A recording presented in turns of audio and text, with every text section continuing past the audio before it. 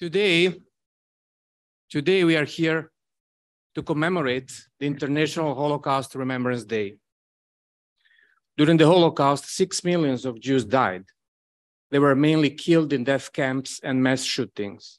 In Serbia, more than 85% of the pre-war Jewish population was killed. Male Jews from the German-occupied Serbia were killed in mass shooting, while women and children were interned in the Sajmište camp and then killed in a special gas van. The Jews from Bačka were deported in 1944 to Auschwitz, and the Jews from Pirot were deported to Treblinka. The Jews from the region of Srem, they were mainly deported to the Jasenovac death camp. We are here together to remember them all and all the other Jews killed during the Holocaust. For this reason, we decided to organize this project presentation today because we want to say that we will fight not to forget the Holocaust. For this project, we have to think, first of all, to the Embassy of the United States of America in Serbia that decided to support us, and particularly to the ambassador, Mr. Christopher Hill. Please, the floor is yours. Well, thank you very much. And let me especially thank those of you who've been able to come today.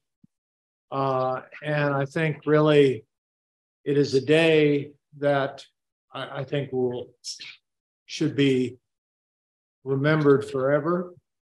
A day symbolized really by the liberation of the camp in Oświęcim, Poland, that is Auschwitz, and the fact that what the members of the Soviet Red Army found there were crimes of an unspeakable nature, crimes that involved really the act of genocide, because what it was really intended to do was to exterminate an entire race of people.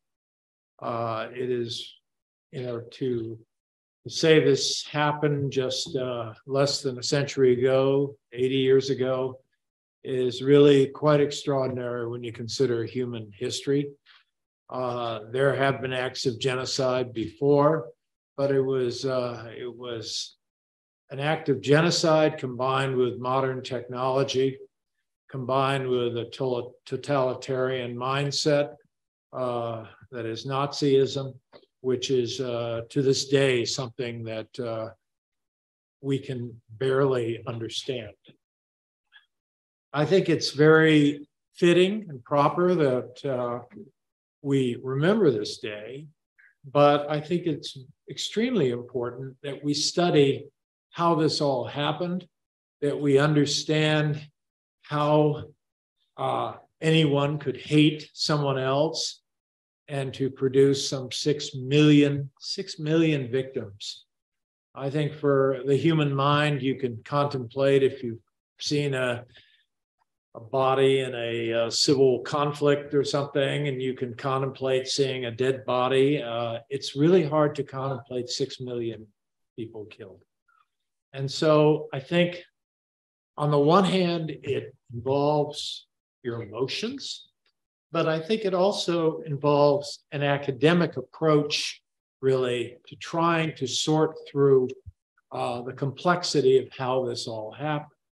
And so I think it is really especially important that this be done at the Institute of Philosophy and Social Theory at the University of Belgrade, a very proud institution that I think is up to this really monumental task. It is a process that involves, to use the jargon of academia, sort of a multidisciplinary approach. You can't just look at it from a psychological point of view. You have to bring in the disciplines of history, even of contemporary or modern human organization, to understand the role of technology in the whole thing. And so it really is a research program that is very ambitious. And I'm not sure, given the complexities of what happened in this period of history in the mid-20th century, whether it's really ever going to be understood by one institution or by one set of researchers. I think it is really something that we're going to be looking at, and humankind will be looking at for many years to come. I'm very proud that 3 universities from the United States, Georgia State University, which is located in Atlanta, and University of West Alabama and University of Mississippi, University of Minnesota. Usually when you talk Georgia, Alabama, the next one is Mississippi, not Minnesota. But these are all really fine universities with a real pedigree of research. I think it is important as you do this research to understand that research should inform us about the present day, but like history, it should not be abused by the events of the present day. We have to be careful to understand what the process was that led to this truly one of humankind's most hideous moments, not to make use of it in any political way, but rather to understand it better. And in the understanding of it, that will reveal, I think, how we should comport our lives and how maybe political leaders should also comport their lives. It is very important, of course, to have publishing. I was a dean at an academic institution, and we talk about you need to publish or perish. You need to always keep publishing, writing things, because I think every professor knows if you don't write stuff, you're not going to be promoted and tenured. So writing is important, but writing is especially important because we are really dealing now in an age where it's now 80 years. Very few people are now alive who saw what had happened. And so it's even, I think, more incumbent on the community of scholars to put together their best understanding of what happened, so that truly, with the role of scholarship, with the role of published, peer-reviewed scholarship, we come to a situation where we shall, to use the famous quote, we shall never forget. And so never forgetting means not just listening to your mother who listened to her mother, listened to her mother. Never forgetting means to understand it and to be a part of the research that must go into this terrible question. I served in Poland, and I served there for 6 years. And it was kind of interesting when Poland was deep in sort of the behind the Iron Curtain of communism. There was certainly an understanding of what Nazi Germany did in Polish land. There was certainly an understanding of it, but sometimes it was a little abused to try to explain why communism was somehow necessary in Poland to protect Poland again from Germany, things like that. But after Poland became out from under the Iron Curtain, and after freedom and freedom of expression, freedom to do research, and freedom to lead where the facts lead you, I think we learned a lot more about what happened, whether it was in Treblinka or other places in Poland. So academic freedom is really, to a great extent, at the heart of our ability to bring forth issues that have happened in history, to understand them. And as I've mentioned a couple of times before, to understand them in all the true dimensions of academic disciplines. Academia does have this extraordinary capacity to bring different skill sets to a similar problem, and that problem being examined through different skill sets, through different academic pedigrees, can be fully realized. So I really am very proud that our American embassy here in Belgrade could be a part of this.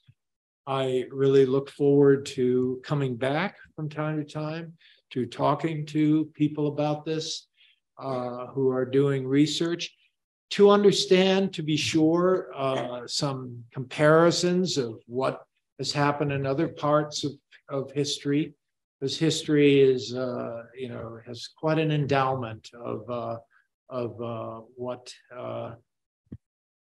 mankind has done to each other.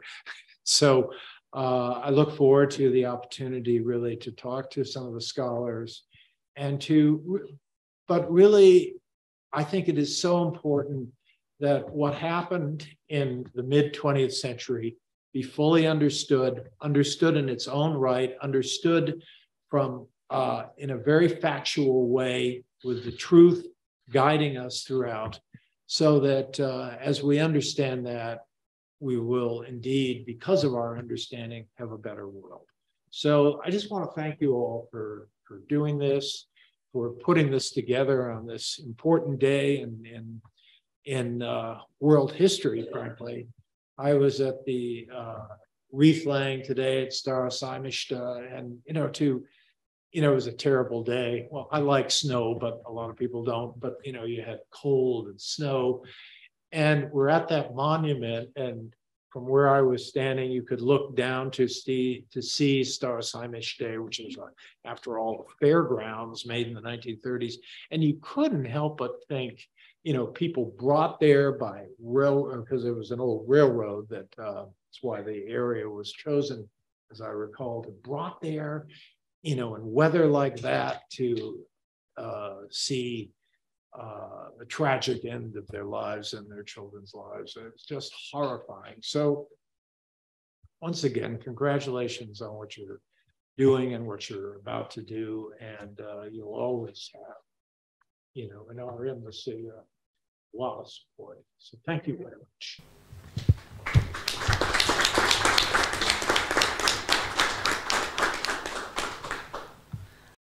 And thank you, of course, to our institution and to our director, Gazela Pudar-Draško. Thank you very much, Milovan. First of all, I want to sincerely thank to Ambassador Hill for being today with us, and to the embassy for supporting this project about introducing Holocaust MA studies, which I would say they're first in the region. Before giving a word to Milovan to explain a little bit about the project, I would like to say why this is very important for Institute itself. And I would like to refer to your words, how much academic freedom is important. I came back this morning from Budapest, where I had occasion at CEU to speak with Ukrainian students. And I participated in the panel where we should say something about how we actually, what were the lessons learned and mistakes we made after the war ended. Mm-hmm. And the experience was really painful in a way, because I was also a refugee, so I understand some of it, but also because those people that some of us coming from Croatia, Bosnia, Herzegovina, and Serbia, so it was really thoughtfully designed, how we actually prematurely spoke about something which is coming after. And what they are surviving for the moment is what some of us could imagine because we went through it, but many of people who were sitting there or sitting here cannot imagine. And it made me really think about how history repeats itself, which is scary yes. information, and how important is for those who dedicate their lives to research and to education to strive to be engaged in order to explain why this is happening and why we shouldn't repeat history and mistakes which were made in history. And I think Institute is one of the institutions in our region, I would say, but particularly in Serbia, because we're sitting here in the Belgrade, which has this mission in its mind. The tradition of being critically engaged is, I would just mention one episode from the life of the Institute's founder, let's say. We have a award for critical engagement, which is named after Miladin Životić, which is one of our founders. And during the war in Bosnia and Herzegovina, he actually led the group of intellectuals here from Serbia that were being smuggled into Sarajevo under the siege in order to meet the Circle 99, who represented the intellectual circle in Sarajevo, and try to explain that there are people who want to make peace and that we are not all the standing behind this war machinery which was in place back then. And inheriting this critical engagement of Miladin Životić is something which is, I think, somehow coloring everything which we are doing, and our stand in trying to be the platform, be the center of expertise, that we explain why things happened, what are the conditions which are bringing such things to happen, unimaginable things to happen. And on the other side, also to think together with other researchers, with others in the region, how we actually can bring back true democracy in our countries. Because this is something, without democracy, we cannot have peace. And I would assume that we all have peace as something which is sustainable, and peace and livable life, something which is the goal in the end. So the Institute is dedicated also to the regional cooperation, and we are the only institution which actually has, we are academic and public institution, which has cooperation with all academic communities in our region. And we are very much proud of it and trying to sustain and improve this at this point. International cooperation is something which is necessary for research life, academic life. And in trying to do so, we actually get connected with many academic institutions in the United States. So we have, beyond these three institutions, we also have cooperation with Northwestern University, with Berkeley, with University of Wisconsin, etc. So I would name them. And this is something which is necessary for us, because in the United States, you have a lot of chance to do quality research. And in a country like Serbia is, where the quality research is something which is really beyond your efforts, and you're investing much more time in order to secure the funds for doing the quality research than research itself. This is very important, and we are very thankful to Embassy once more for recognizing this need and recognizing the importance of this project and program for our country, for our region, and allowing us to implement this project. And I will briefly just end with the thing. I visited, actually, when I was several times in Berlin, I visited the Holocaust monument in the center of Berlin. And I think that we all need some memorials like that, which makes you anxious that some things like that can repeat. And that's why I think this program is timely, is necessary, and it's especially important for us in the region, because we somehow neglect and forget what happened with Jewish community in Serbia and in the region. And this is something where we want to bring back lights to this issue and to talk more about Holocaust, to talk more about genocide. And that's why we have in our Institute Research Lab, which is dealing with the Shaw Lab, as we can name it, which is dealing with these issues. And Milovan is leading them, and I'm really thankful to him for making a group of people who can sustain this project. Thank you very much. Thank you.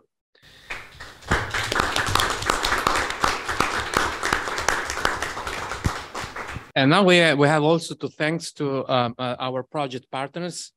They join us via Zoom, and I will give you now 5 minutes to introduce yourself and an institution where you work. First is Ryan Carlin and Joe Perry from the Center for Human Rights and Democracy of the Georgia State University.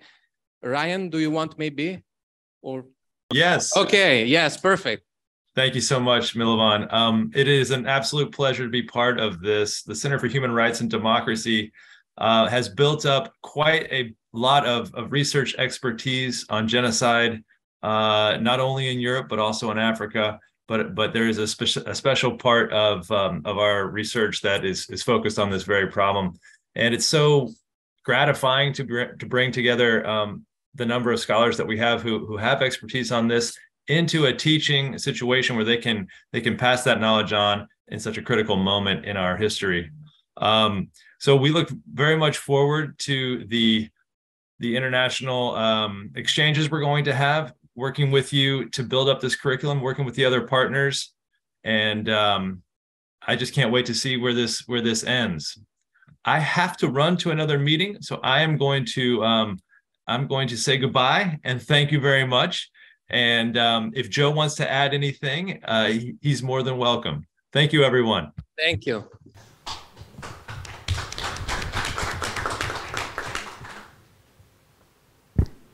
Yes, Joe, please. Yeah, it's great to be here. It's great to see everybody.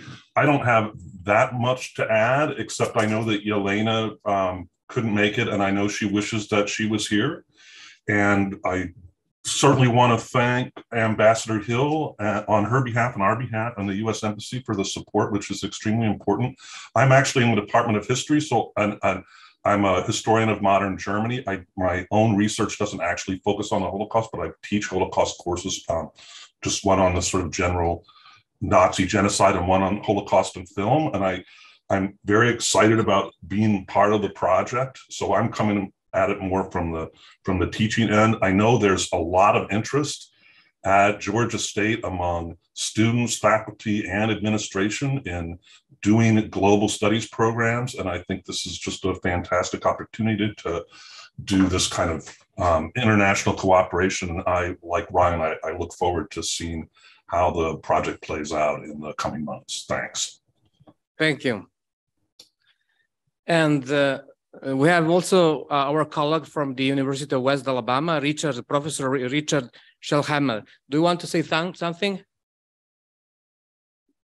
Yes, thank you. Hi, yeah, from West Alabama. What I'm very excited about is in this project is that kind of like Dr. Perry, my expertise is in education teaching. We have University of West Alabama is a small regional university that is usually referred to as a teaching university, where the College of Education is still the largest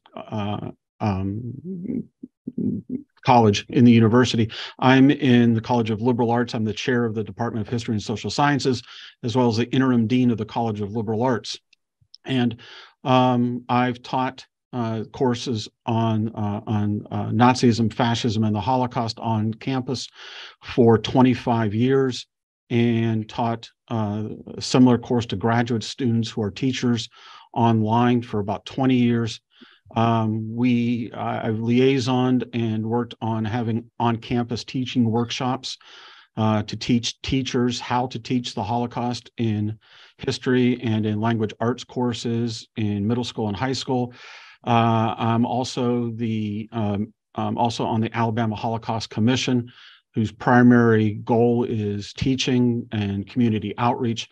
This is what I'm bringing to the show, as it were, and I'm looking forward to working with everybody, working with my colleagues there in Serbia to not only work on what I've done, but also to learn a lot from them. In particular, I'm very much looking forward to learning about the Holocaust of the Roma, which I don't know enough about, and I'm looking forward to learning myself in this process. Thank you very much. Thank you. And then we have Leslie Morrison Shear-Ganner from the Center for Holocaust and Genocide Studies of the University of Minnesota. Leslie? Yes, well, thank you, Milovan. And we also are really thrilled to be a part of this initiative. On behalf of the Center for Holocaust and Genocide Studies, I want to say that it's particularly of great interest to a number of colleagues. And I'm a professor of German literature and chair of the Department of German, Nordic, Slavic, and Dutch. And so I'm really interested as well in the ways in which our collaboration with the University in Belgrade will also enable us to broaden that conversation. And in that regard, I want to just pick up on one important point that Ambassador Hill made. And for me, this is really, really one of the central benefits of this when you talked about the value of having different places engaged in this kind of project. And I think that is so vital. We talk so much about interdisciplinary, different disciplinary places, so to speak, but also I think the importance of these geographical connections and the histories that become uncovered through the Center for Holocaust and Genocide Studies and a number of other centers that we have in the College of Liberal Arts, of which both Shir Ganor and I are both very much a part of. We have a Center for Austrian Studies, a Center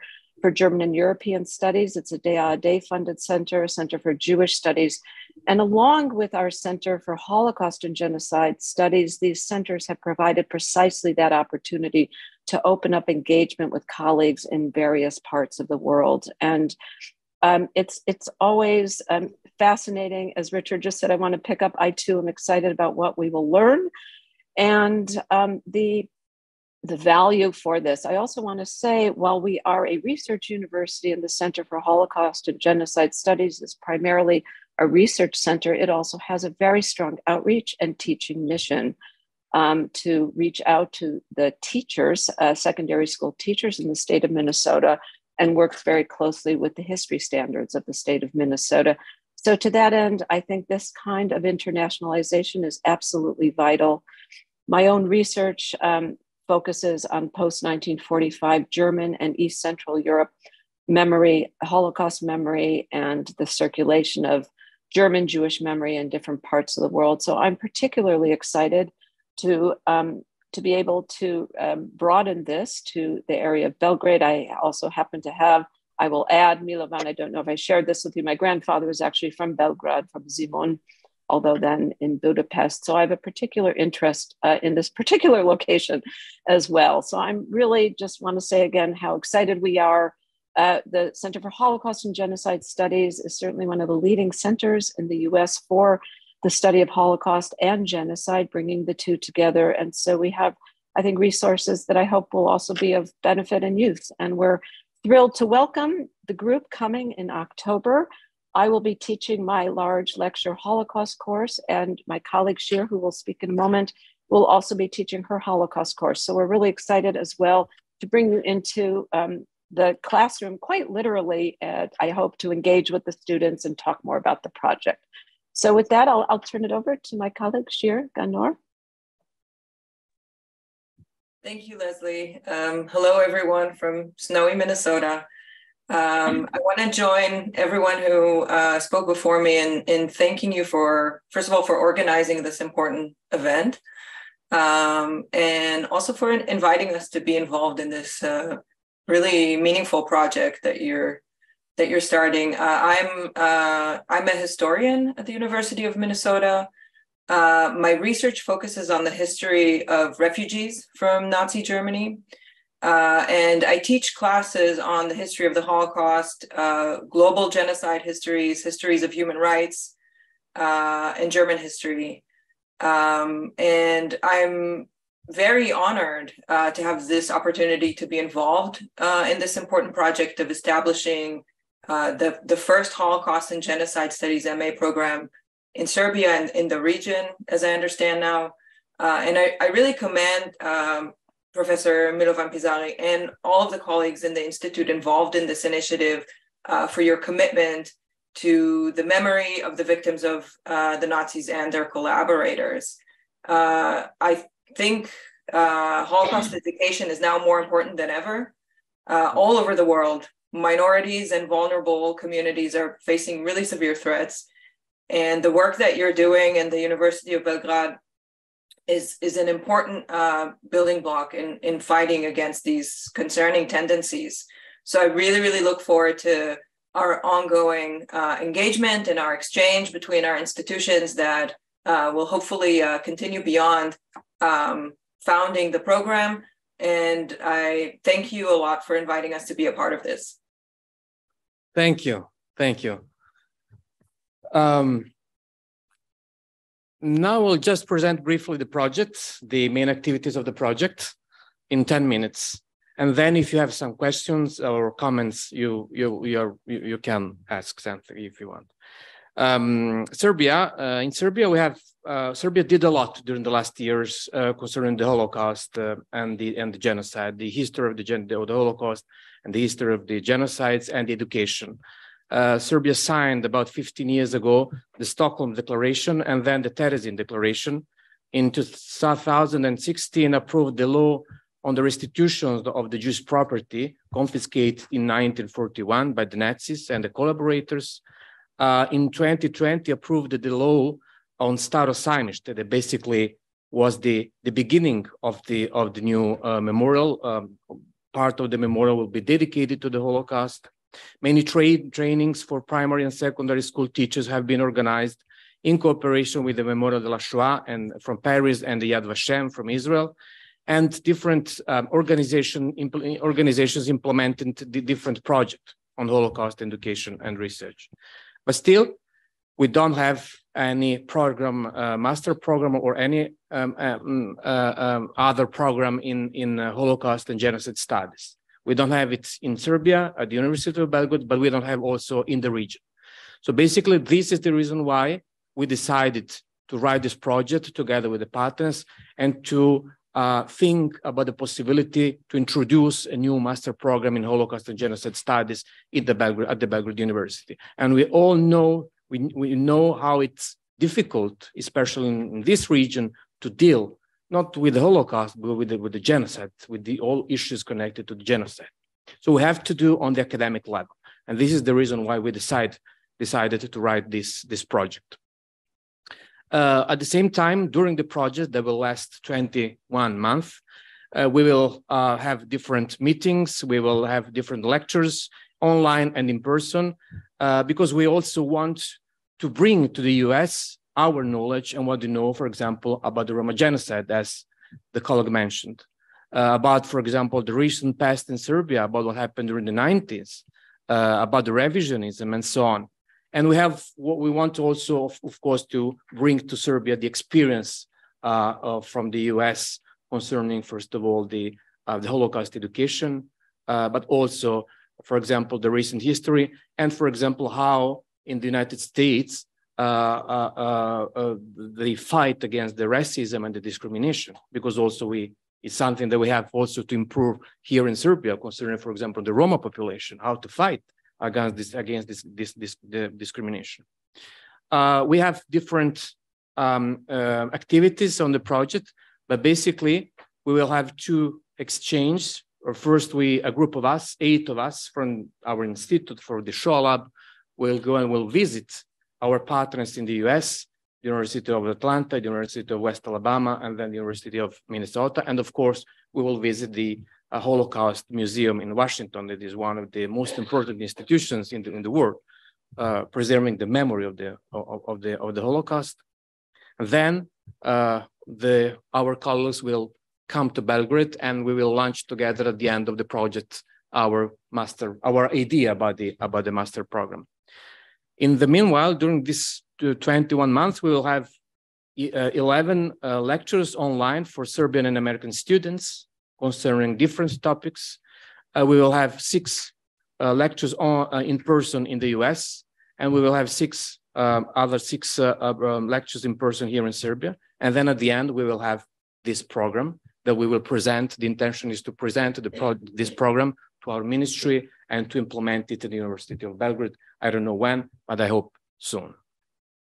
Another really important thing is that the project is an exchange program, exchange of knowledge, exchange of experiences, of skills between different colleagues from here and the United States, but also between students, because the students will be involved too, students from Serbia, from the region, and from the United States. And at the end, we will have this established cooperation with these 3 institutions that, in my opinion, is really important, because it's the beginning maybe of other cooperation, of other projects, and our other common activities. This is basically the description of the project. Now the project started 1 month ago. We will have now the first, let's say, official meeting in February, and then we will start with the research period. We will find different topics, and then in October we'll have this trip to the US and then other online and in-person meetings. This is from my side. I think it's enough. I don't know if you have some questions or some comments. Not to me, of course, but also to you and to our colleagues from the United States. Maybe this is also a good occasion to ask them something.